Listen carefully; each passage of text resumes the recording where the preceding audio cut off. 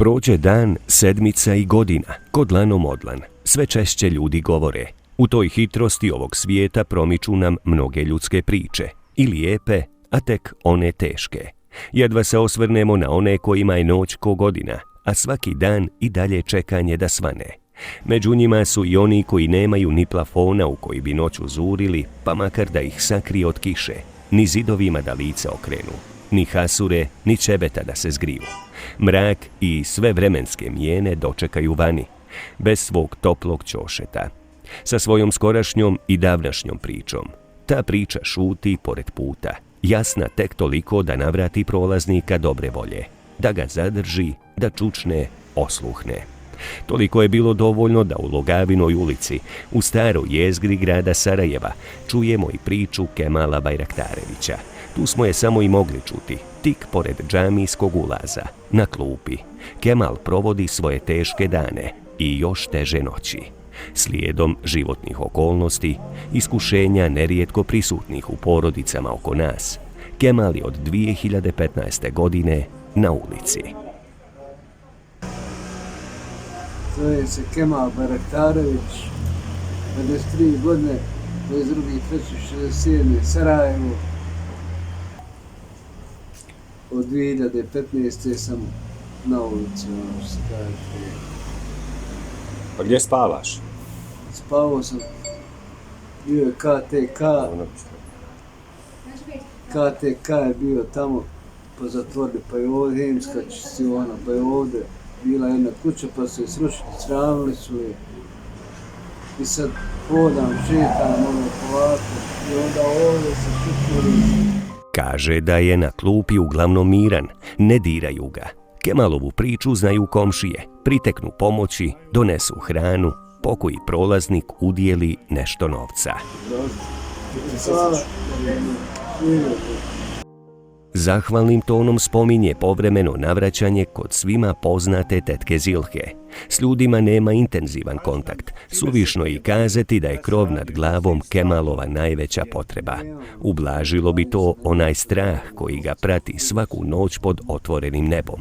Pred njim je i zima. Kako provesti? Nikako. Ne noć. Strahovi. Hladnoća.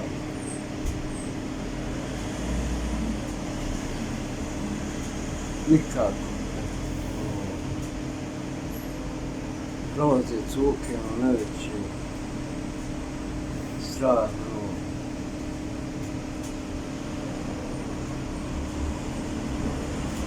nikako. Na pomisao da zima stiže, njemu je već hladnije u još toplim septembarskim danima. Da mu bilo kakvo veće olakšanje i tekako znači, pokazuje nam riješenim zdravstvenim osiguranjem. Odjeće i ostalog imetka što ima na njemu je u kesi i džepovima. Svaki dan izazove. Nekad po dva dana, po 3 dana ne vidiš ništa.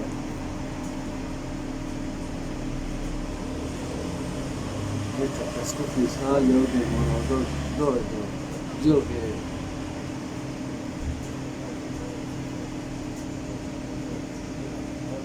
Znači svaki dan izazove. Znači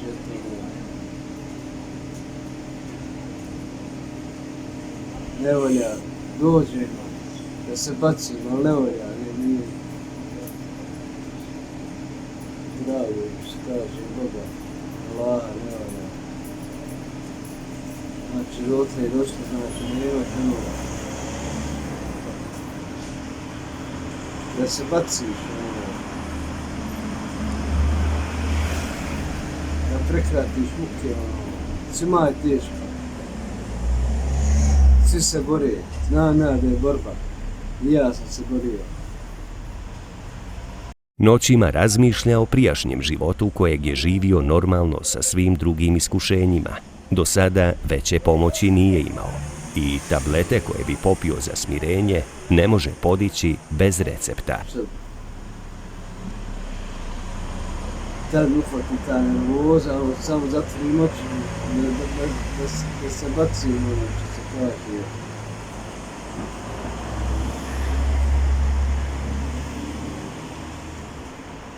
Prije sam bio zadovoljan, malo hljeba, mala luka, sretan bio.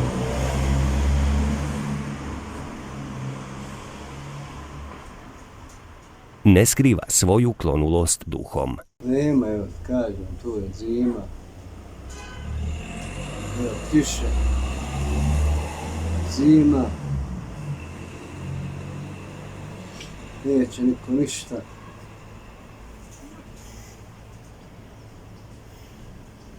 Nemam se gdje skloniti.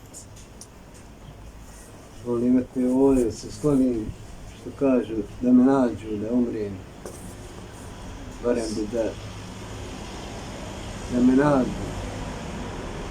Ja nikoga ne tražim. Neko dođe pa mi dadne, ja ću gladovat, ali ja neću ni od koga tražiti, se kaže. Ima ovdje jedna gospođa, ona meni donese iskuhanu ruču. Dok se ljudi istim putevima vraćaju direcima svojih kuća, Kemalovo sklonište je tek pokraj jedne od raskrsnica sarajevskih ulica. U sveopćoj žurbi zaokupljeni svojom srećom i tugom, oni koji ga opaze i priđu mu, uliju mu nadu svojim dobročinstvom, barem do sutra.